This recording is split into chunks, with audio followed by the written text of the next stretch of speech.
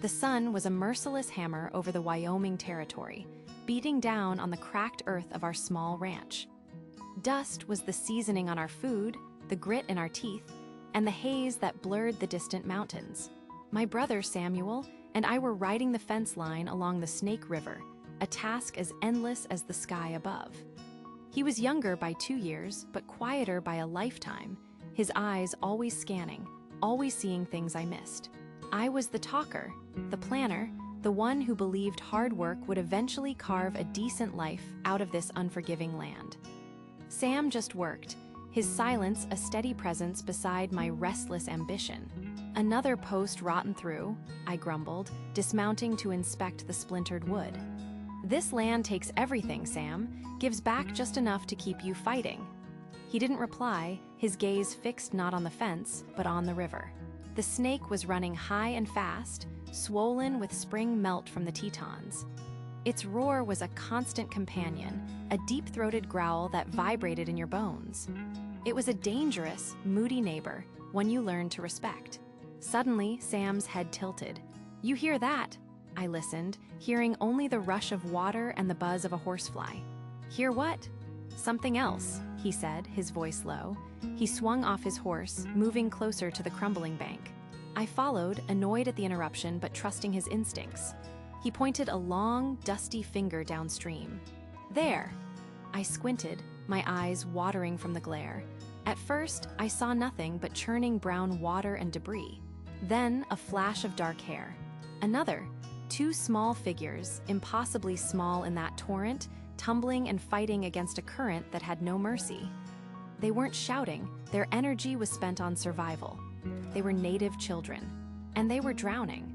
The icy shock of the Snake River hit me like a physical blow, stealing the air from my lungs and driving needles into my skin. Elias was already ahead, his powerful strokes cutting through the churning, muddy water with grim determination. The current was a living beast, pulling and tearing at our clothes, trying to drag us downstream with its prey. I fought against the raw panic rising in my throat, my eyes fixed on the 2 small heads bobbing precariously in the rapids. Elias reached the first child, a boy, grabbing a fistful of his drenched buckskin tunic and hauling him back against the river's violent pull. The boy was fighting, but weakly, his energy almost spent. I swam for the girl, her dark hair fanned out around her face like a halo of despair. Her eyes were wide with a terror that went beyond the water, a primal fear that made my own blood run cold. When I finally got my arm around her tiny frame, she was limp, her body a dead weight against the current. We fought our way back to the bank, dragging the children with us, collapsing onto the wet gravel, our chests heaving for air. The boy coughed violently, spitting up a lungful of river water, but the girl remained unnervingly still, her breathing shallow. They were so small, their faces pale under their tanned skin, adorned with delicate, faded beadwork I hadn't noticed before. "We gotta get them warm." "Now," Elias commanded, his voice raspy but resolute. He was already stripping off his wet coat to wrap around the shivering boy. A surge of pride swelled in his chest. I could see it in the righteous set of his jaw. He'd done a good thing. But as I looked from the silent, terrified children to the dense woods across the river, a different feeling settled in my gut. It was a cold, heavy certainty that we weren't alone. The trees had eyes, and the silence of the wilderness wasn't empty, it was watchful. This rescue wasn't an end. It felt like the beginning of a terrible reckoning. The gray dawn light did little to warm the single room of the cabin. It was a cold that seeped through the chinks in the rough-hewn logs, a damp, persistent chill that clung to the bones. I watched my older brother, Elias, across the small table, his hands steady as he cleaned his rifle for the 3rd time that week. It was a nervous habit, something he did when the quiet pressed in on him too hard. Our father's rifle. Elias wore his legacy like a heavy coat. "The flour is nearly gone," I said, my voice low. I didn't need to look in the barrel to know.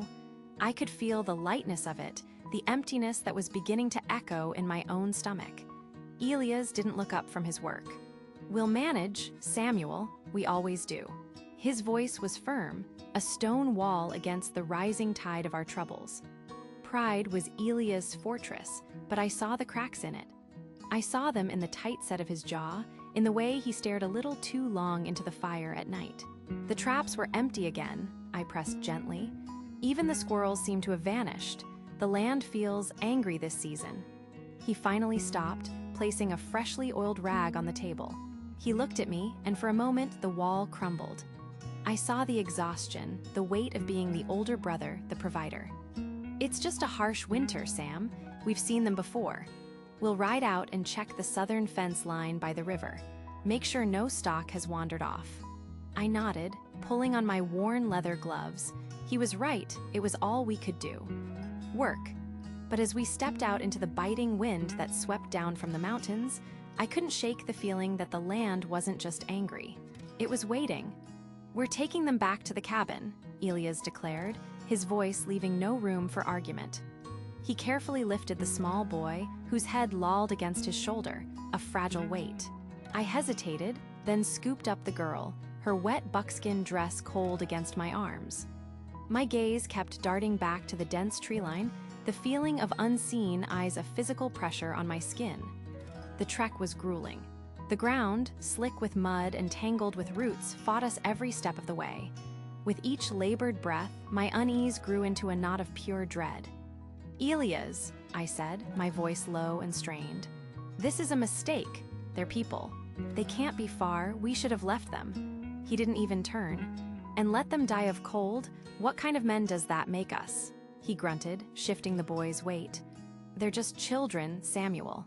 We give them warmth, some broth, and when they're able, we send them on their way. It's the right thing to do." His certainty was a wall I couldn't breach. He saw a simple act of mercy. I saw the first step into a canyon, with no way out. The woods were unnaturally quiet, the usual chatter of birds and squirrels silenced. All I could hear was the squelch of our boots, our ragged breathing, and the frantic pounding of my own heart. When the squat, familiar shape of our cabin finally appeared through the pines, a wave of relief washed over me, though it felt hollow. Elias pushed the door open with his shoulder and carried the boy straight to the cold stone hearth. As I followed him inside, laying the girl gently on a cot, the heavy wooden door swung shut behind us. The sound echoed in the sudden stillness, not like a promise of safety, but like the closing of a trap. Inside, the cabin felt unnervingly small, the air thick with the smell of wet wool and wood smoke. Elias knelt by the hearth, carefully spooning warm broth toward the little girl's lips. She was still wrapped in a heavy horse blanket, her breathing shallow but steady. The boy lay beside her, his eyes closed, the tremor in his small body finally subsiding. Elias' focus was absolute, a stubborn determination etched on his face. He was proving a point to Samuel and to himself, but Samuel couldn't share the focus. He paced the worn floorboards, a caged animal sensing the hunter. Every creak of the cabin, every pop from the fire, sent a jolt through his nerves. He'd glance at the single, grimy window, then at the heavy wooden door, seeing not a shelter but a dead end. The silence outside was the worst part, a deep, listening quiet that felt heavier than any storm. A small cough from the girl made both brothers freeze. She stirred, her dark eyes fluttering open for a moment, confused. A flicker of relief passed through Elias. "See, they're coming around," he whispered, a hint of triumph in his voice. It was then that Samuel saw it. A flicker of movement through the window, a shape that didn't belong to the familiar dance of pine branches. He pressed his face to the cool glass, his breath fogging it. They emerged from the tree line not with a shout or a charge, but like spirits rising from the earth. One rider, then 3, then 10. They moved with a chilling purpose, forming a silent, menacing arc around the cabin. At their head was a man whose gaze seemed to pierce the very logs of the wall, his face a mask of grim authority. They held their bows ready, their stillness more terrifying than any war cry. Elias saw the color drain from Samuel's face and came to stand beside him. The broth bowl slipped from his hand, clattering unheard onto the floor. His pride, his certainty, it all evaporated, replaced by the cold, stark reality. The door wasn't a shield, it was the lid on a coffin. The dawn broke over the Tetons like a crack in a cold, stone slab, its pale light doing little to warm the frost-laced air.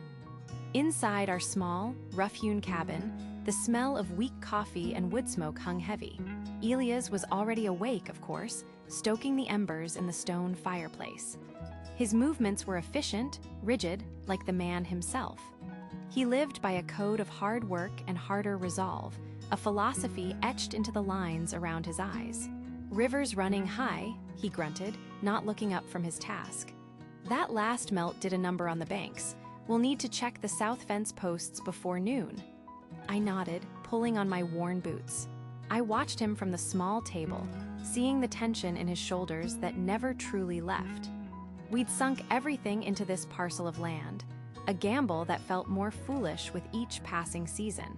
The cattle were thin, the winter promised to be brutal, and the silence of this place was a constant, heavy blanket. "Heard in town, the Shoshone have moved their camp closer to the fork," I said quietly, sipping my coffee. It was more a statement of fact than a warning, but the unspoken hung between us. Their territory bordered ours, a line drawn on a map they didn't recognize and we couldn't afford to ignore. Elias finally turned, his gaze sharp. "We keep to our side, they keep to theirs. It's simple, Samuel." He clapped a hand on my shoulder, a rare gesture of reassurance that felt more like a command. "We've got work to do. Worry about the fences, not shadows." But as we saddled the horses, the biting wind whispering through the pines sounded like a warning. I couldn't shake the feeling that the shadows he dismissed were growing longer, reaching for us from across the river. Today felt different, heavier. The boy's father, Mataska, stepped forward, his face an unreadable mask of stone. Elias knelt, gently guiding the small girl towards him. Her mother emerged from the crowd, a choked sob escaping her lips as she swept both children into her arms, burying her face in their damp hair. The raw, desperate relief in that embrace transcended any language barrier. For a long moment, the clearing was silent save for the wind and the quiet weeping of a mother reunited with her children.